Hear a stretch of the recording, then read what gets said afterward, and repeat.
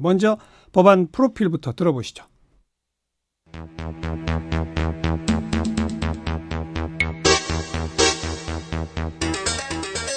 이름 5.18 민주화운동 등에 관한 특별법 일부 개정 법률안 발의 민주평화당 천정배 의원회 11인 생년월일 2017년 6월 13일 계류일 701일 5.18 민주화운동을 진압한 자들도 공로를 인정받아 상훈을 받아온 안타까운 현실.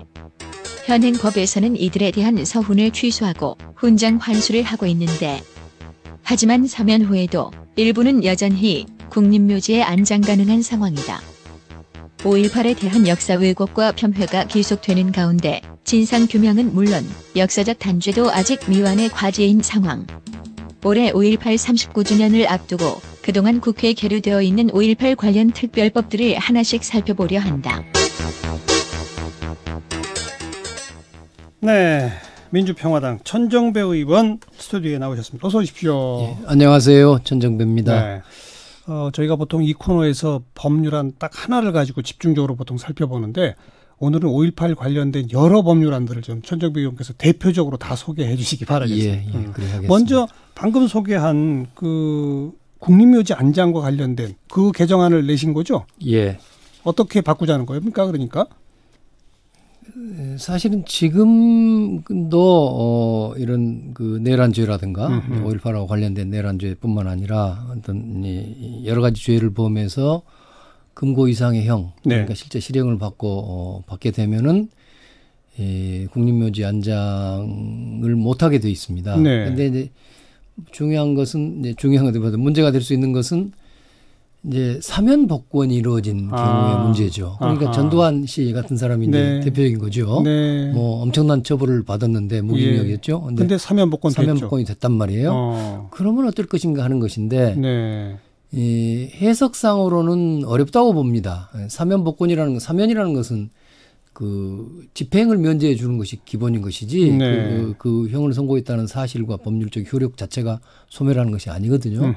그러나 그 조금 분명치가 않고 과거에 2011년도인데 그 전두환 경호실장을 지낸 그 안현태 씨라면 그분도 군인 출신이죠. 안현태 씨라는데 이분이 그 국립묘지에 묻힌 바가 있어요. 그분이 사면됐다는 이유로.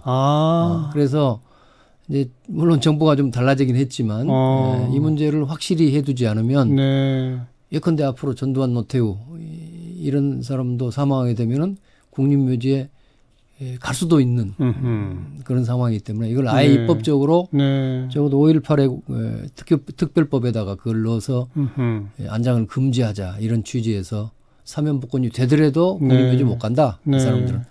이런 뜻의 법안을 발의한 겁니다. 국립묘지에 관한 무슨 법률안은 따로 있죠? 있습니다. 국립묘지에 관한 법도 있고 뭐 등등에 있으면. 근데 그 법과 제도에 따르면 전직 대통령이나 뭐 이런 사람들은 국립묘지 안장 대상이 되고 죄를 받아서 형을 살면은 박탈되는데 사면되면 다시 또 갈 수도 있지 않겠느냐는 의문의 여지가 있단 말이에요. 애매하군요. 해석상. 해석상. 제가 보기에는 해석상 명확하다고 봅니다. 사면의 효력이라는 것은 형 집행을 면제해 주는 것이지 거기다가 다시 무슨 뭐 형의 효력을 다시 없애는 건 아니니까. 그리고 또 그런 유권 의석들도 갖고 있습니다. 과거에. 그런 이제 보훈처나 이런 쪽에서요. 근데 어쨌거나 이제 확실하게 2011년에 사례가 있었기 때문에 안현태 씨 사례가 있었기 때문에 이제 앞으로 그걸 확실하게 해두자는 의미에서 법안을 발의했습니다. 뭐 우리 사회 일각에서는 뭐 아무리 그런 어떤 뭐 군사 쿠데타의 주범이고 뭐 등등 해서 처벌도 받고 했으나 어쨌든 우리의 역사 속에 한 시기의 대통령이었던 것은 또한 분명하기 때문에 뭐 국립묘지에 그냥 있는 또 안장하는 게 오히려 타당한 거 아니냐라는 주장도 있을 수 있어요. 어떻게 생각하세요? 국립묘지는 국가에서 가장 그 국가를 위해서 공헌한 유공자들을 기리는 묘지 아니겠습니까? 거기를 그냥 대통령이 됐으니까 역사의 일부죠. 그것까지 부정할 수 없는 거지만 이제 그 말씀하는 분들 이야기를 하시니까 과거에 성공한 쿠데타는 처벌할 수 없다. 이 말이 생각납니다. 그러면 그저 그 총칼 들고 힘을 가지고 민주주의를 억누르고 사실은 전두환 씨 같은 사람은 광주에서 적어도 공식적으로만 봐도 200명에 가까운 무고한 시민들을 살상하고 이런 상태로 집권만 해서 대통령만 되면은 그러면 무슨 국립묘지에 묻힌다? 이것은 국가의 도덕성에 관련된 문제고 국립묘지가 그렇게 오염되기 시작하면은 이제 그 안 되는 거죠. 마침 오늘 그 80년 당시에 광주 송정리 전투비행단에 근무했던 미군 정보요원 김용장 씨라는 분이 기자회견을 열었어요. 5.18 당시에 전두환이 광주를 직접 왔었다. 그리고 아마도 그 온 자리에서 회의를 통해 사살 명령을 내렸으리라고 추정된다. 뭐 이런 주장을 폈어요. 어떻게 보셨어요? 이분이 오늘 국회에서 기자회견에서 그런 취지 이야기를 했죠. 또 사실 오늘이 처음은 아니고 그동안 이미 우리 국내 언론에 또 이야기를 해가지고 보도된 바도 있습니다. 그래서 이거 굉장히 중요한 근거라고 생각합니다. 더구나 그분이 지금 그 당시에 미국의 정보기관에서 근무했다는 거죠. 그러니까요. 미국의 정보기관이 당시에 한국 안에서 정보를 수집한 거니까 사실 매우 신빙성 있는 그 정통한 정보일 수 있다고 생각합니다. 그런데 보니까 이분이 그렇다고 직접 전두환 씨가 광주에 와 있는 걸 봤다는 것은 아닌 것 같아요. 그러니까 그 당시에 여러 정보 보고를 자기가 취합해서 알게 된 것이 틀림없이 와 있었다고 보는 것 같습니다. 그래서 이번에 또 그러면서 더 나아가서는 이 사살 명령, 그러니까 광주 시민들에 대한 사살 명령을 내리기 위해서 광주에 왔던 것으로 본인은 그렇게 추정하고 있는 것 같습니다. 그래서 그러면서 비행 계획서 같은 것이 남아 있을 것이다. 이런 이야기도 하고 있거든요. 그래서 이 문제는 적어도 미국의 정보기관 관계자의 증언에 의해서 전두환 씨가 광주에 왔지 않느냐 하는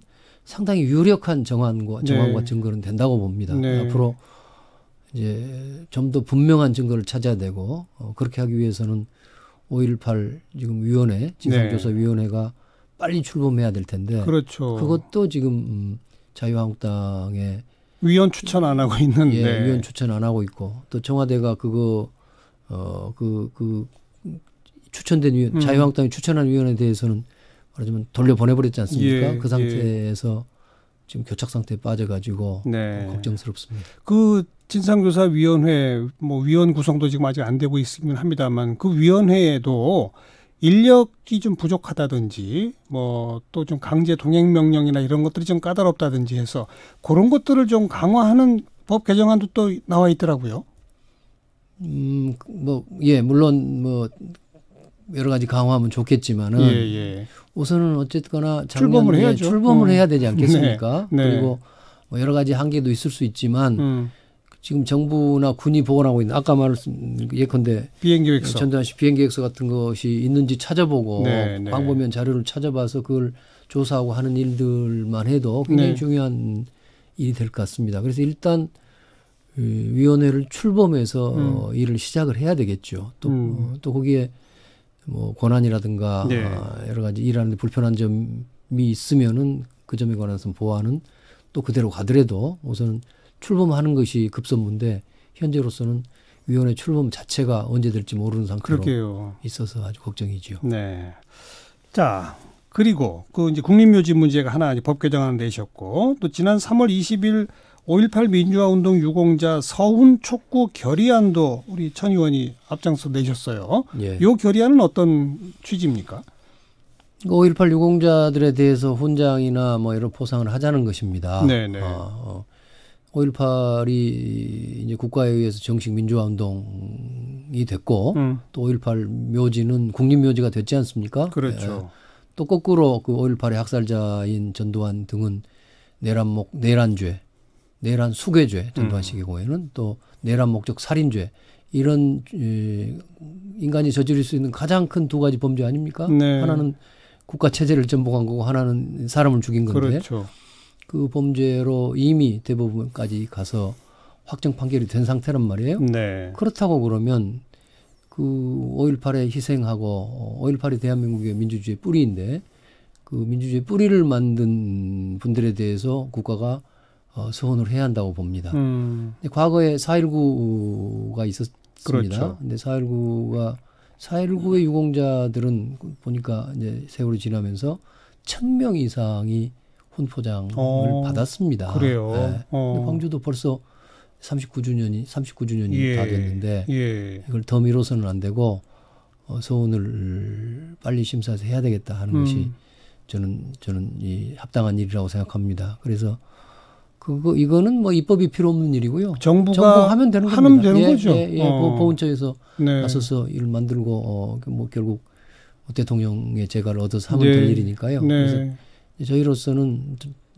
저로서는 국회에서 할 수 있는 일이 그래도 결의안이다. 그 결의안, 그 촉구하는 결의안을 만들어서 발의해 놨는데요. 거기는 아마 초당적으로 50여 명의 의원들이 서명하셨더라고요. 그리고 또 얼마 전부터 쟁점이 됐던 게 이른바 한국판 반나치법 이런 식으로 이름이 붙였는데 5.18에 대해서 왜곡하거나 모욕하거나 이런 경우 이제 형사처벌 가능하도록 하자라고 하는 법률안.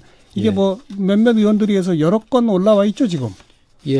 아마 제일 먼저는 20대 국회 시작하자마자 당시에 국민의당의 1호 법안으로 박지원 의원 대표 발의로 만들어졌죠. 그 후로 이제 유사한 법안들이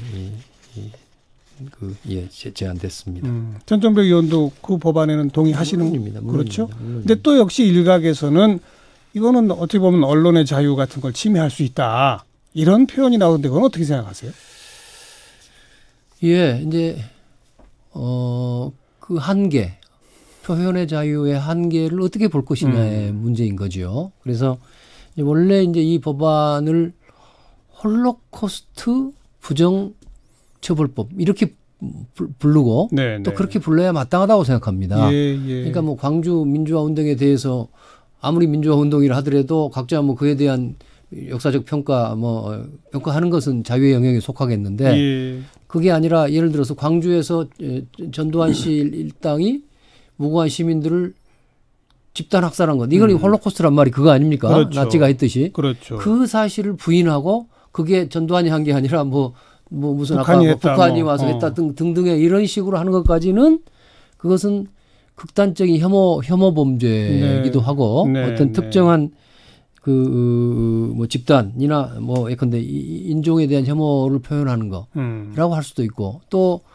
나아가서는 내란 선동과 같은 그런 선동 행위라고 볼 수도 있는 거기 때문에 저는 이 광주 항쟁에 관한 그 홀로코스트 그 처벌법이 있어야 한다고 생각합니다. 또 그것이 또 과거의 역사에 끝났다면은 달리 생각해 볼 수 있는데요. 사실은 광주 문제는 지금도 현재 진행형입니다. 지만원이라든가 자유한국당의 3인의 그 망언 의원들이 사실은 아직도 광주 항쟁에 확립된 진실을 부인하고 다른 엉뚱한 소리 계속 그걸 갖다가 지금 북한 공산당의 소행으로 밀어붙이고 한단 말이에요. 이런 현존하는 위험이기 때문에 이런 문제에 대해서는 정확하게 제재를 가하는 것이 옳다고 생각합니다. 알겠어요. 그래서 선진국도 독일의 경우에도 유사법이 있고 그래서 이 사실은 홀로코스트 처벌법이라는 게 독일에서 우리가 배워오자는 배운 거죠. 겁니다. 그렇죠. 배운 겁니다. 자, 그런데 먼저 그 국립묘지 관련된 그 조항 하나 딱 넣자고 하는 거 이게 지금 발의하신 게 벌써 2017년이고 지금 700일이 넘었습니다. 국회에서 논의가 안 됩니까? 아예? 그러니까 지금 당별로 반응이 어때요? 그러니까 그 법사위 법안 소위에 가 있을 겁니다. 근데 사실은 안타까운 것은 이런 게 지금 저도 국회의원입니다만은 국회가 무슨 오히려 찬반 논쟁을 하는 것은 그 경우에 따라서는 격렬한 논쟁이 국민들한테 이제 굉장한 비판을 받기도 하는데 차라리 그건 나을지 모르겠어요. 뭘 갖다 일을 제대로 안 하고 그냥 산더미처럼 쌓아두고 잘 안 하고 있는 거란 말이에요. 맞아요. 그래서 이 법안도 무슨 토론이라도 해야죠. 자유한국당 이런 쪽에서 명확하게 누가 반대했기 때문에 통과가 안 된 것이 아니라 지금 국회가 게을러 가지고 또는 이걸 별로 이 문제에 대해 주목 않고 그냥 그냥 놓고 있어서 네. 안 된 측면이 큽니다. 그래서 네. 사실은 벌써 이 문제를 떠든지도 뭐 저만 떠든지도 벌써 몇 개월 전부터 떠들고 있는데 예, 아직도 뭐 법사위가 꼼짝도 않고 있고 사실 이것만 그런 게 아닙니다. 우리나라에 지금 산적하죠. 오죽하면 저희가 뭐 개혁 법안들이 이런 법안 심폐소생 코너까지 만들었겠어요. 그렇습니다. 지난 뭐 문재인 정부 들어선 이후에 약 2년 동안에 개혁 법안이란 게 뭐 거의 한 건도 처리된 게 없습니다. 예. 황교안 대표가 이번 주 토요일 날 광주를 찾겠다고 하는데 어떻게 보세요? 광주를 오는 것까지야 뭐 말할 수 없겠습니다만은 지난번에 얼마 전에도 광주 한번 왔다가 5.18 단체라든가 이런 데 항의도 받기도 하고 했지 않습니까? 뭐 광주에 뭐 그 신체적으로 오고 말고가 중요한 게 아니라 그 광주 시민들이 바라고 광주 정신에 해당한 것을 어떻게 실현할 것인가 하는 데다 신경을 쏟아야 되는 거 아닙니까? 예를 들어서 망언 3인이 있었잖아요. 뭐 김진태, 이종명, 김술래 의원이었는데 그렇죠. 그중에서 이종명 의원의 경우에는 황교안 대표 취임 전에 자기 당의 윤리위원회에서 제명을 의결해 놓은 상태 아닙니까? 의원총회 해야 되는데. 그러면 그거를 그걸 절차라도 진행해서 뭘 하는 성의를 보여줘야 되는 것이지. 사실상 아무런 그 직무유기의 정도가 너무 심해서 아마 우리가 보기에는 황교안 대표나 저분은 아마 실제는 광주 항쟁을 부인하고 폄하하는 쪽에 편에 서 있는 거 아니냐 하는 우리가 그런 의심을 하지 않을 수가 없는데 우선 그런 의심을 불식하는 일이 먼저라고 생각합니다. 알겠습니다. 그래요. 이제 내년이면 40주년이니까 어떻게든 좀 국회에서 논의를 해서 제출하신 법안을 비롯해서 해묵은 과제들 좀 다 숙제 빨리빨리 끝내는 그런 시간을 만들었으면 좋겠네요. 오늘 여기까지 말씀 들을게요. 민주평화당의 천정배 의원 고맙습니다. 감사합니다.